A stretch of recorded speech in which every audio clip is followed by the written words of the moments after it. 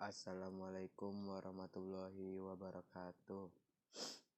Di sini saya akan menceritakan tentang kasus sengketa Pulau Sipadan dan Pulau Nigitan.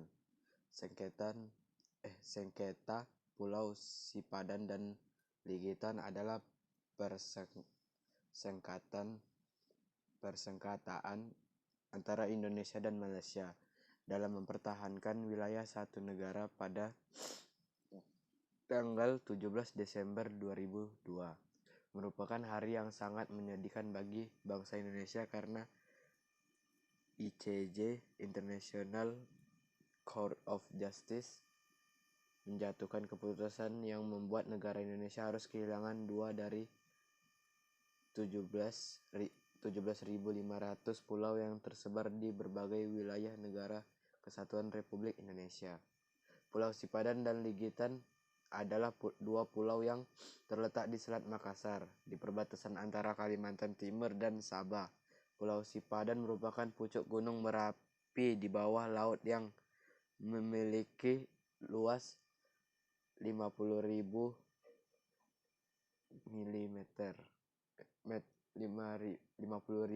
meter dan terletak 15 mil laut dari pantai Sabah dan 40 mil laut dari pantai Pulau Sebatik. Sedangkan Pulau Ligitan merupakan pulau karang yang terdiri dari semak belukar dan pohon seluas 1.800 meter yang terletak 21 mil laut dari pantai Sabah dan 57,6 mil dari pantai Pulau Sebatik di ujung timur laut Pulau Kalimantan. Namun lebih jauh sebelumnya, sebenarnya pada masa kolonial sudah terjadi perselisihan antara pemerintahan Hindia Belanda dan Inggris, di mana pemerintahan Inggris telah membuat peraturan mengenai perlindungan penyu dan pernah melakukan penarikan pajak ke peternak penyu di pulau itu, dan terdapat mercusuar dengan tulisan dibangun oleh Inggris yang kemudian ditentang oleh pemerintahan Hindia Belanda karena Hindia Belanda lah yang memiliki pulau tersebut. Konflik ini berawal ketika Indonesia dan Malaysia menyelenggarakan pertemuan teknis hukum laut pada tahun 1967. Namun perselisihan pendapat mulai memanas 2 tahun berikutnya pada tahun 1969 saat membahas batas landas kontinen negara. Kedua negara saling mengklaim bahwa dua pulau tersebut merupakan bagian dari wilayah negaranya masing-masing dengan cara memasukkan dua pulau tersebut ke dalam wilayah peta nasionalnya. Kemudian pada tahun 1988, Indonesia dan Malaysia menyepakati untuk masalah perebutan Pulau Sipadan dan Ligitan tersebut dibawa dalam keadaan status quo ketika PM Mahathir Muhammad mengunjungi Jakarta dan dikukuhkan kembali saat Presiden Soeharto berkunjung ke Kuala Lumpur. Namun kedua belah pihak memiliki perbedaan dalam mengartikan status quo tersebut. Pihak Indonesia mengartikan sebagai kedua pulau tersebut tidak boleh ditempati sampai persoalan atas kepemilikan dua pulau tersebut selesai. Sedangkan pihak Malaysia mengartikan status quo dengan tetap berada di bawah Malaysia hingga permasalahan tersebut terselesaikan.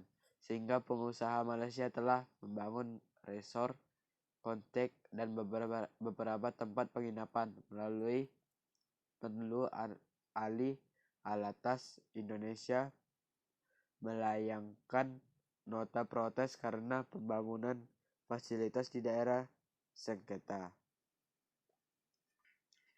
Karena konflik masih terus berlanjut, Indonesia mengajak Malaysia menyelesaikan melalui Treaty of Amity and Cooperation, suatu lembaga di bawah naungan ASEAN yang beranggotakan para menlu dari anggota ASEAN.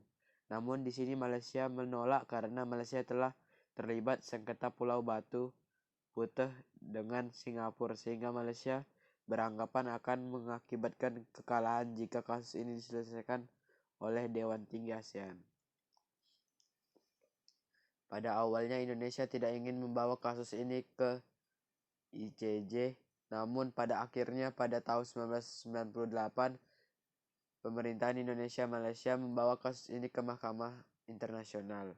Delegasi Indonesia diwakili dengan pengacara internasional yang beranggotakan Prof. Alain Pellet dari Prancis, Prof. Alfred Sons dari Belanda, Sir Arthur Watts dari Inggris, Rodman R. Budi dari Amerika, dan Loretta Malintopi dari Prancis. Indonesia mengajukan bukti bahwa pulau ini bagian dari wilayah Negara Kesatuan Republik Indonesia. Berdasarkan perjanjian Juanda, Malaysia mengajukan bukti bahwa kedua pulau ini bagian dari Malaysia. Dengan dasar perjanjian Sultan Sulu dengan Inggris yang selanjutnya menjadi wilayah Malaysia. Setelah merdeka dari Inggris, Hakim ICJ menolak bukti Indonesia karena perjanjian Juanda hanya mengatur pembagian darat, bukan laut. Hakim juga menolak bukti Malaysia soal perjanjian Sultan Sulu dengan Inggris. Namun akhirnya Hakim ICJ menyatakan kedua pulau ini menjadi milik Malaysia dengan dasar asas kedaulatan yang pernah dilakukan di pulau ini sebelum perjanjian Juanda, yaitu penarikan pajak oleh Inggris. Dari 17 hakim ICJ, 16 pendukung putusan dan hanya 1 yang menolak. Kasus lepasnya Pulau Sipadan dan Pulau Ligitan menjadi pukulan telak bagi Indonesia dan harus dijadikan pelajaran untuk kedepannya. Pemerintahan diminta lebih serius dan waspada dalam menjaga wilayah kesatuan Republik Indonesia. Selain itu, sebagai warga negara Indonesia juga harus turut ikut serta untuk melindungi dan menjaga apa yang telah bangsa ini miliki. Malaysia bisa memenangkan karena telah merawat pulau itu. Mereka mendirikan bangunan sebagai simbol bahwa mereka telah merawat dan menjadi pemilik pulau itu. Selain itu, kerukunan antar negara juga perlu dijaga demi menjaga perdamaian dunia.